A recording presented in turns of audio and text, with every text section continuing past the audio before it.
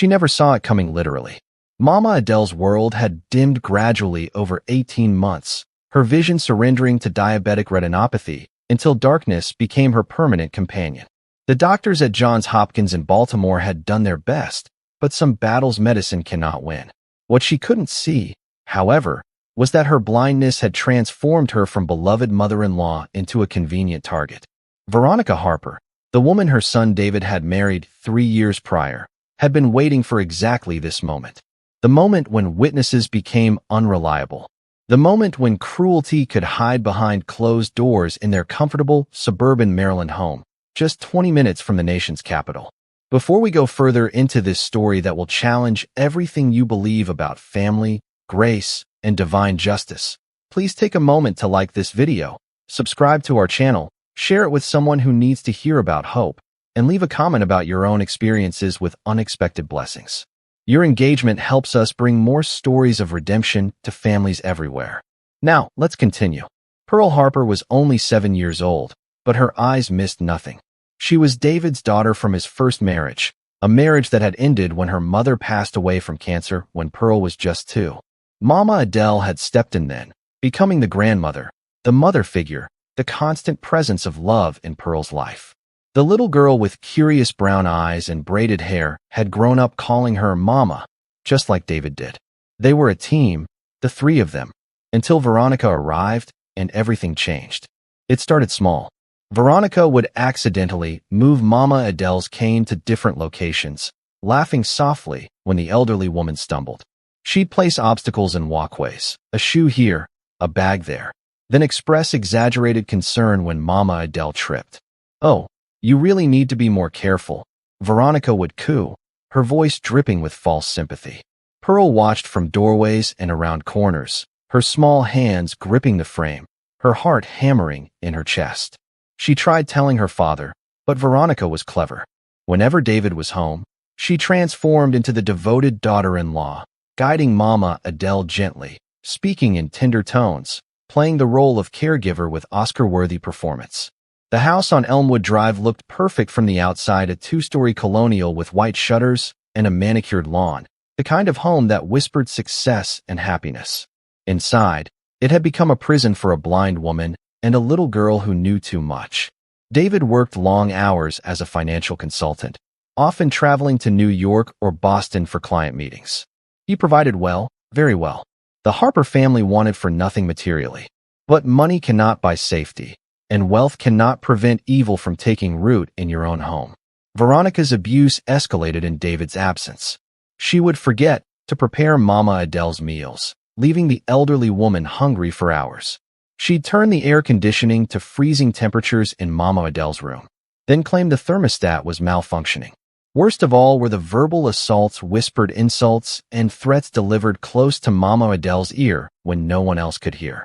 "You're nothing but a burden," Veronica would hiss.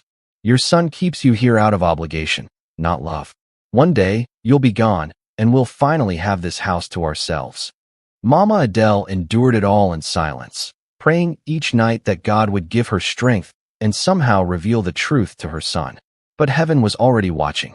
David had installed a comprehensive security system 6 months earlier after a string of burglaries in the neighborhood.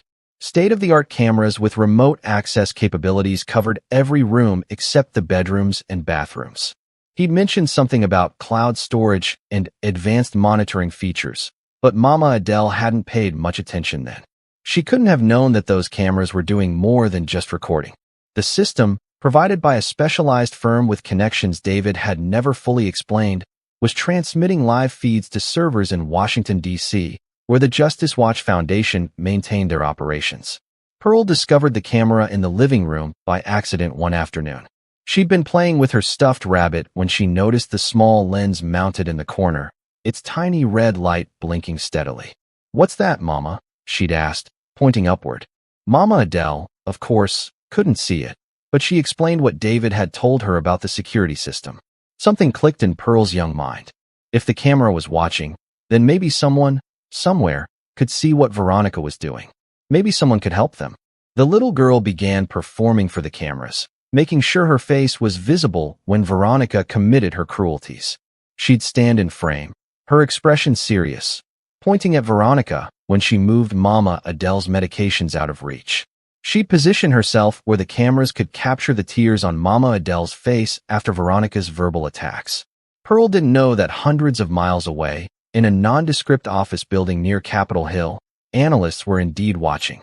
The Justice Watch Foundation specialized in cases exactly like this: domestic abuse hidden behind respectable facades, vulnerable victims with no voice, perpetrators who knew how to manipulate systems designed to protect. They'd been monitoring the Harper household for 2 months, building a case file, documenting every incident. Sister Ruth, the foundation's elderly benefactor who'd survived her own nightmare marriage decades ago, had personally flagged this case after hearing whispers through her network of community elders. She'd recognized the pattern immediately: a blind woman, a new wife, a husband who traveled frequently. She'd seen it before and refused to let it happen again. The foundation's protocol required patience. They needed undeniable evidence, patterns of behavior, proof that would stand up in any court and convince any judge. They were building something bigger than just a domestic dispute case. They were constructing an ironclad argument for protective custody, restraining orders, and potentially criminal charges. Attorney Benjamin Cross in Providence, Rhode Island, part of the foundation's legal network, was already reviewing preliminary footage, preparing documents that would change everything for the Harper family. Veronica had no idea that her every move was being cataloged, analyzed, and prepared for legal presentation. She continued her campaign of cruelty with growing confidence, believing herself invisible, untouchable. She'd even begun researching how to modify legal documents, specifically the deed to the house that David had inherited from his late father.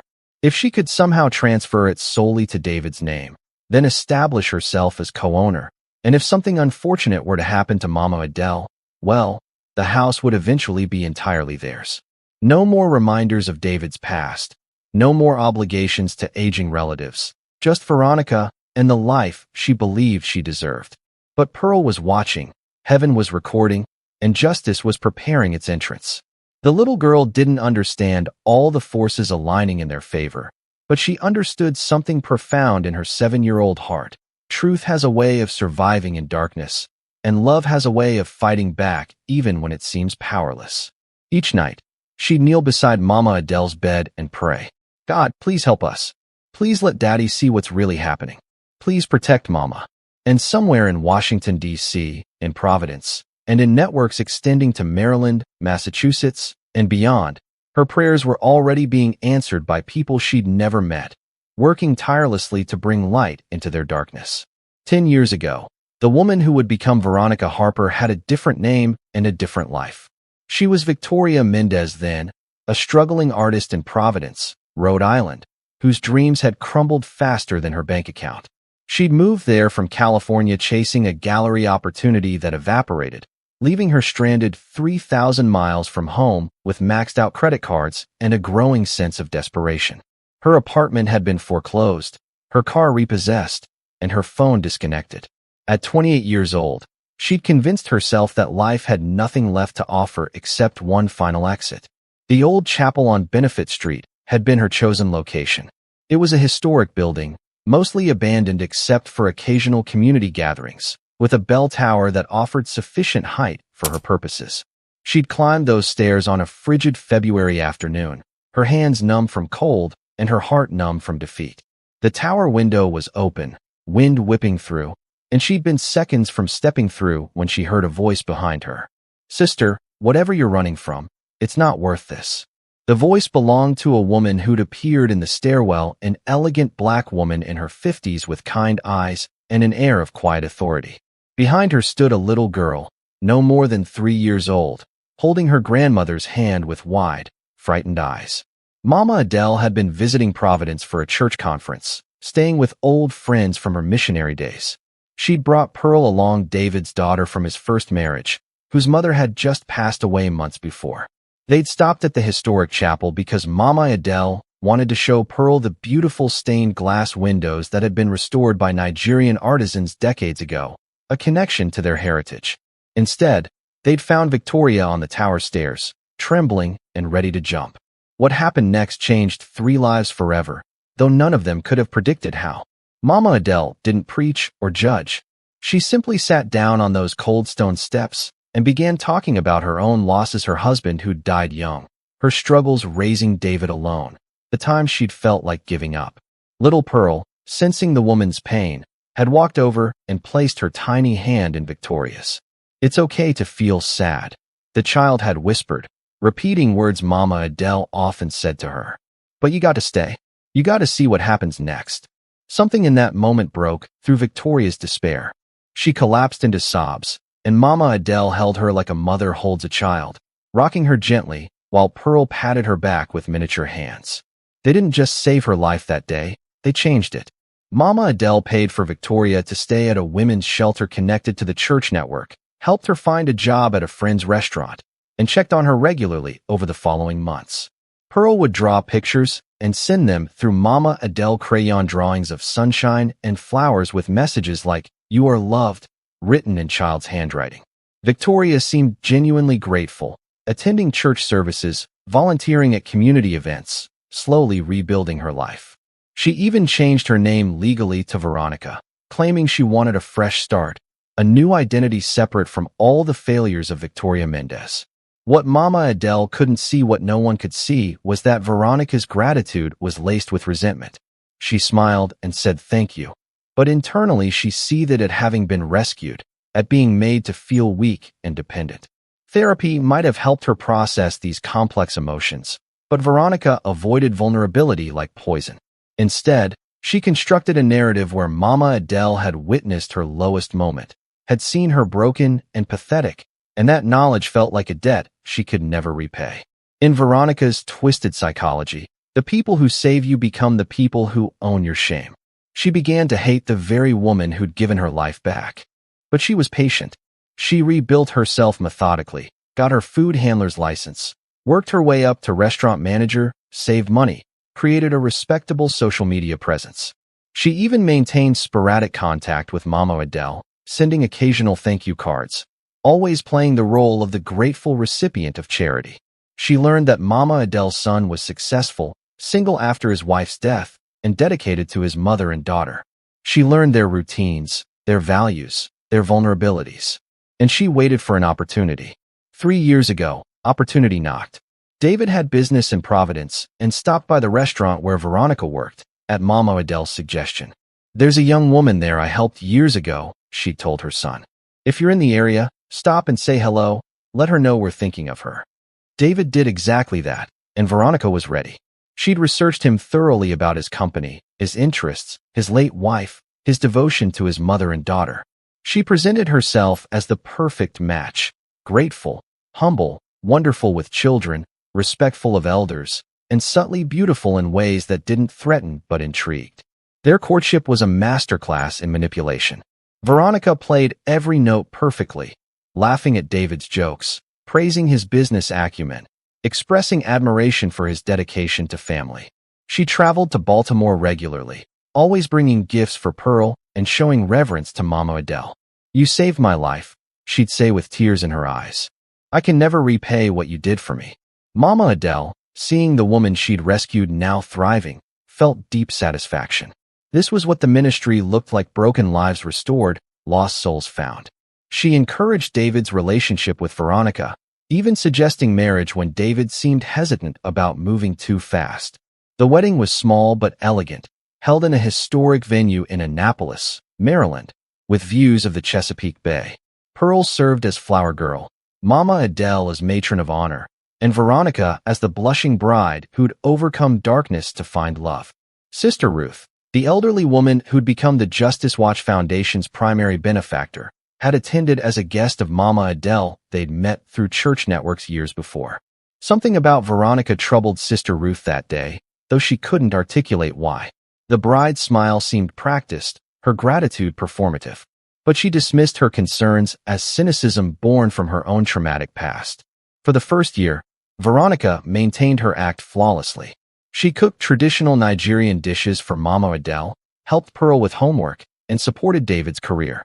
But small cracks appeared, a sharp word here, an eye roll there, moments when her mask slipped just slightly. Then came Mama Adele's diagnosis: diabetic retinopathy, progressive, and irreversible. Within 18 months, Mama Adele would be completely blind.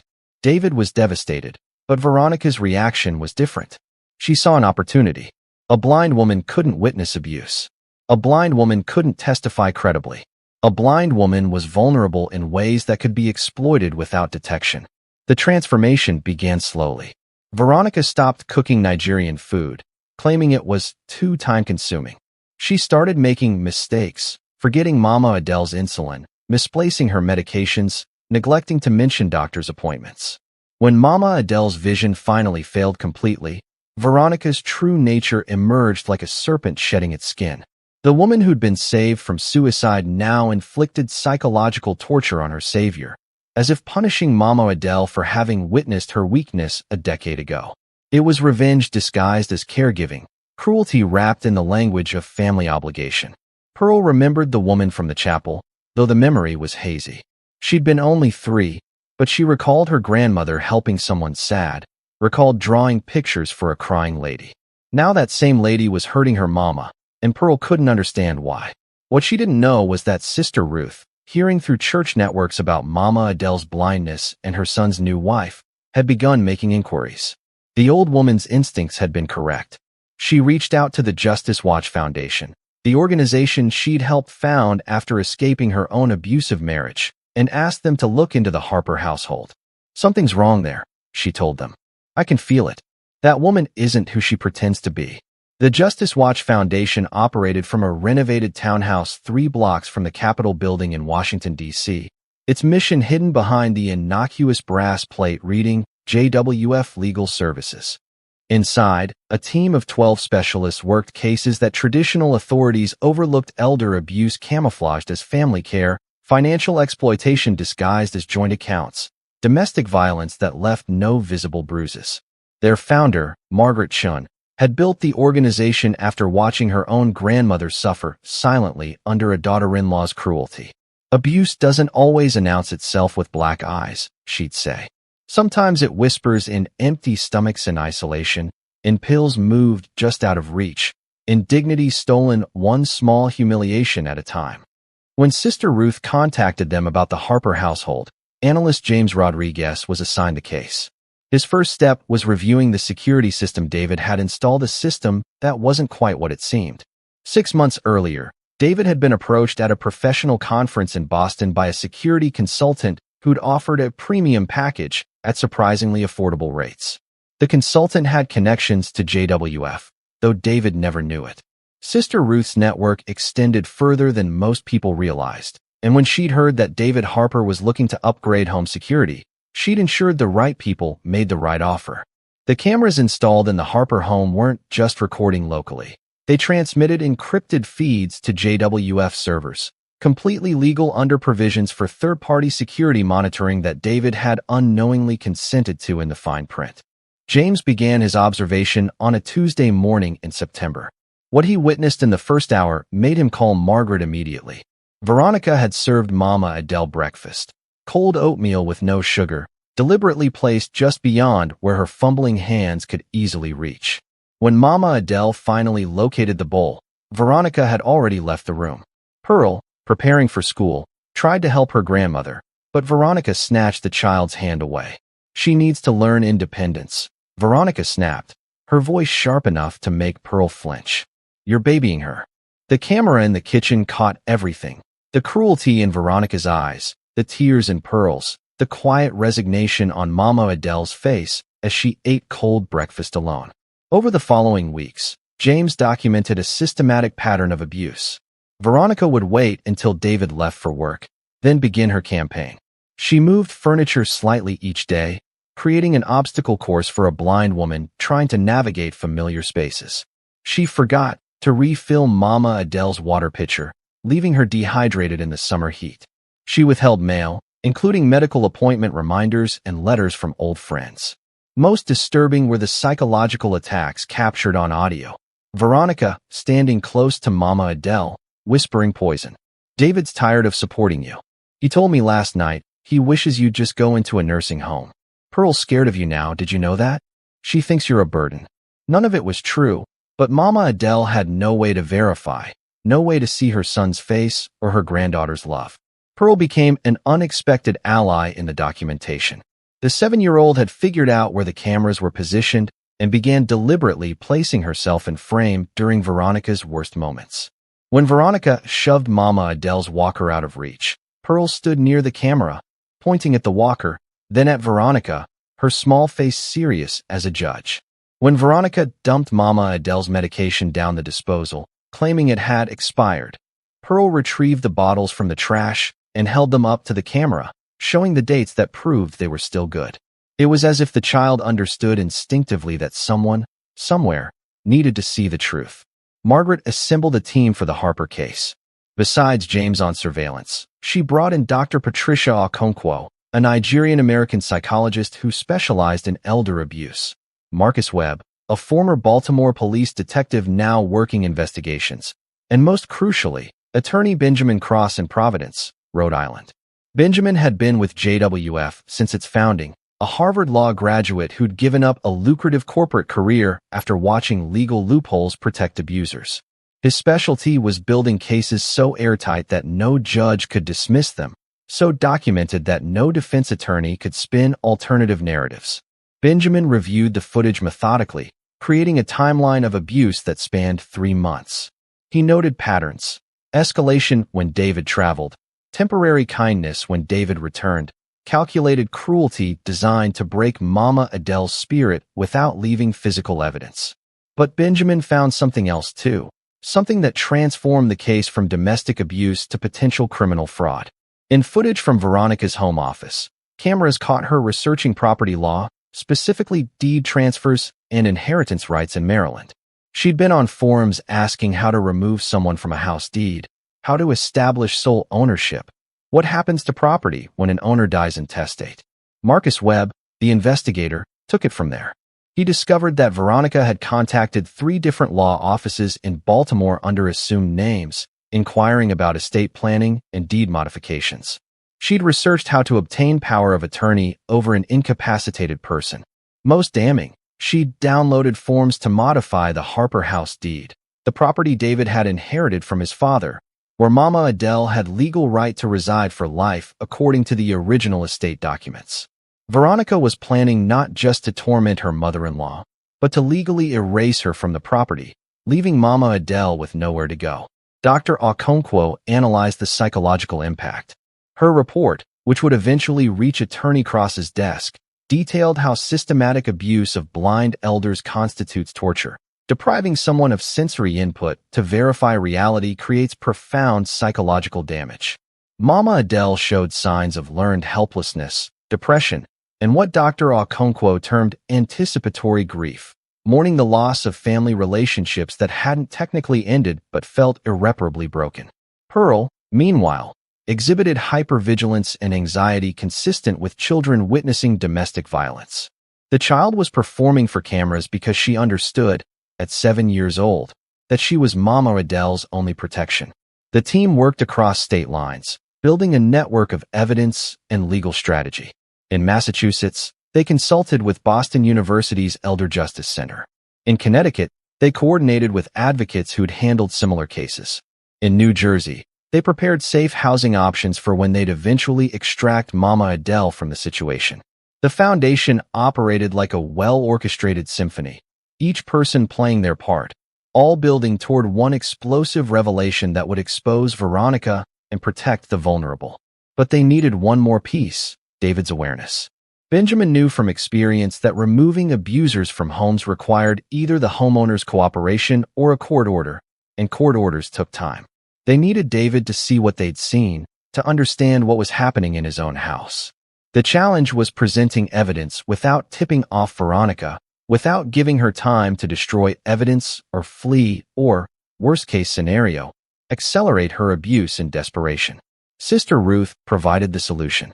Through her church network, she arranged for David to be invited to a conference in Washington, D.C., a real conference on financial consulting, but one where she could orchestrate a chance meeting with attorney Benjamin Cross. The meeting would seem coincidental, professional, but it would be the beginning of David's awakening. Benjamin would mention, casually, that he sometimes handles domestic cases, that he's seen situations where families don't realize what's happening under their own roof. He'd plant seeds of concern, suggest David review his home security footage, offer his card just in case. Everything was ready. The evidence was compiled, the legal papers prepared, the safe housing secured, the network activated. In offices from D.C. to Providence to Baltimore, professionals who'd never met Mama Adele or Pearl were working tirelessly to save them. The cameras had spoken, documenting every cruelty in high definition. Now justice needed one more element. The confrontation, the moment when heaven's recording became earthly reckoning, when Veronica's careful facade would shatter like glass against the weight of truth. David Harper received the conference invitation on a Thursday afternoon in late October. The timing seemed fortuitous. A 3-day financial consulting summit in Washington, D.C., featuring speakers he'd wanted to hear for years. What he didn't know was that Sister Ruth had personally ensured his firm received the invitation, that his registration had been flagged, and that attorney Benjamin Cross would be seated at his table during the opening dinner. Divine intervention, some might call it. Strategic orchestration, others would say. Either way, the wheels of justice were turning, and David was about to have his eyes open to horrors happening in his own home. The dinner conversation started professionally. Market trends, regulatory changes, client management strategies. Benjamin was charismatic and knowledgeable, the kind of attorney who made complex legal concepts accessible. Over dessert, the conversation shifted personal. David mentioned his daughter, his mother, his gratitude for family. Benjamin listened carefully, then shared his own story about his grandmother who'd suffered elder abuse. The hardest part, Benjamin said, stirring his coffee slowly, was that it happened right under his uncle's nose. The caregiver seemed perfect, said all the right things, played the devoted role. It took security camera footage to reveal what was really happening when no one was watching. He let the words hang there, watching David's face carefully. Something flickered in David's eyes, not quite recognition, but unease. Security cameras, he repeated slowly. I installed a system at home 6 months ago. Haven't really reviewed much footage though. The monitoring company sends alerts if there's motion when the house should be empty, but otherwise. He trailed off, and Benjamin saw the moment the seed took root. The attorney reached into his jacket and pulled out a business card. I handle these cases sometimes, David. Elder abuse, financial exploitation. If you ever have concerns, even small ones, I'd be happy to review situations confidentially. No charge for initial consultations. It's part of the work I do with the Justice Watch Foundation. That night, in his hotel room, David couldn't sleep. Small memories kept surfacing. Pearl's unusual quietness lately, Mama Adele seeming more withdrawn, Veronica's explanations that always made sense individually but somehow felt wrong collectively. Around 2 in the morning, he opened his laptop and logged into the security system's cloud storage. He started reviewing footage from the previous week, specifically times when he'd been traveling. What he saw in the first 10 minutes made him physically ill.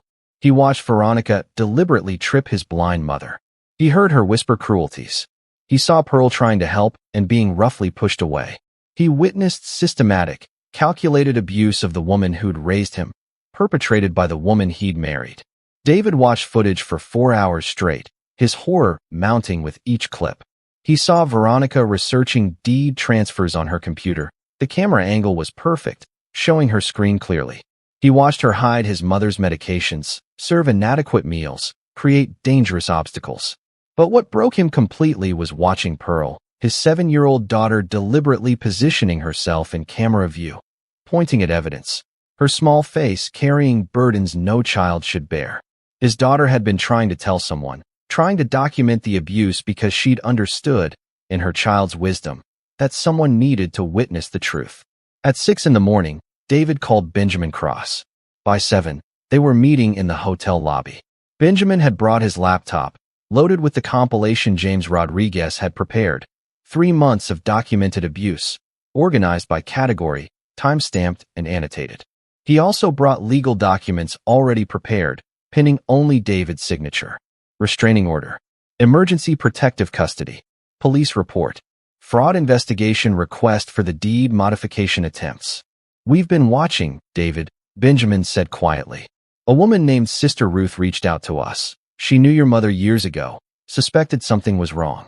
We've been building this case for 3 months, waiting for the right moment to intervene. That moment is now. David signed everything with shaking hands. Benjamin made calls to Marcus Webb in Baltimore, to Dr. Okonkwo, to a domestic violence unit sergeant who owed JWF favors. The machine activated swiftly. By noon, David was on a train back to Baltimore, accompanied by Marcus and 2 police officers. Benjamin followed by car with the legal paperwork. They coordinated timing carefully. They'd arrive when Veronica typically took her afternoon yoga class, giving them time to secure Mama Adele and Pearl before the confrontation. But Pearl changed the timeline. That afternoon, Veronica's cruelty reached new heights. She discovered that Mama Adele had been saving money, small amounts from her Social Security, hidden in her room. Veronica found the envelope and confronted her. "You're hoarding money while living in our house, eating our food," she screamed. "This belongs to the household now."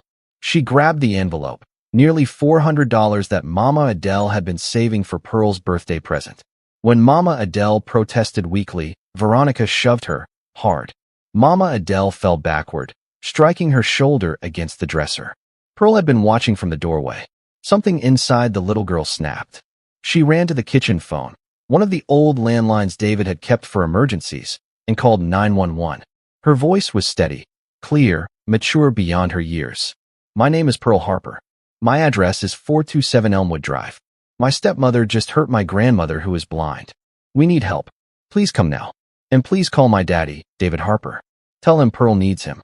Tell him I've been recording everything on the cameras like he taught me." The dispatcher, stunned by the child's composure, immediately flagged the call as high priority. The police arrived within 7 minutes. Marcus Webb, monitoring police scanners, heard the address and redirected David's train party to the house immediately.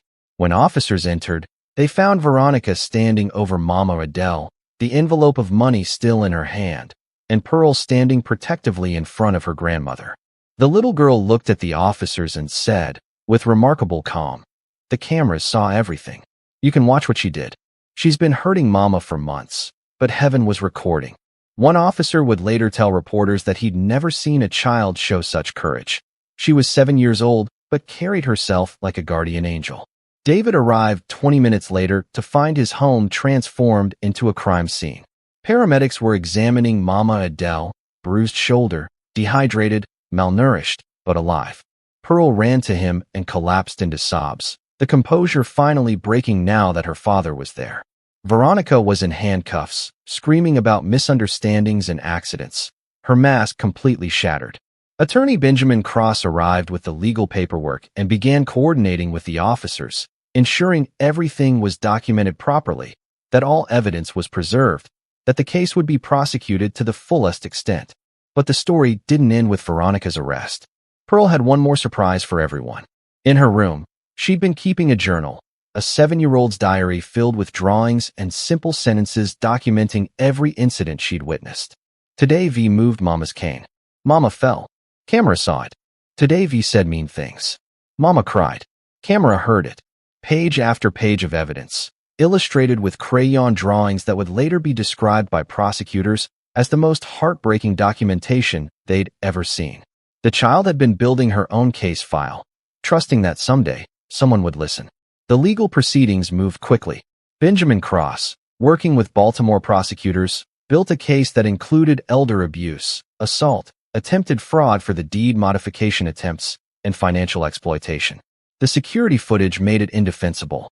Veronica's attorney tried to negotiate, but Benjamin was relentless. "Your client was saved from suicide by the woman she then tortured," he told them in a pretrial conference.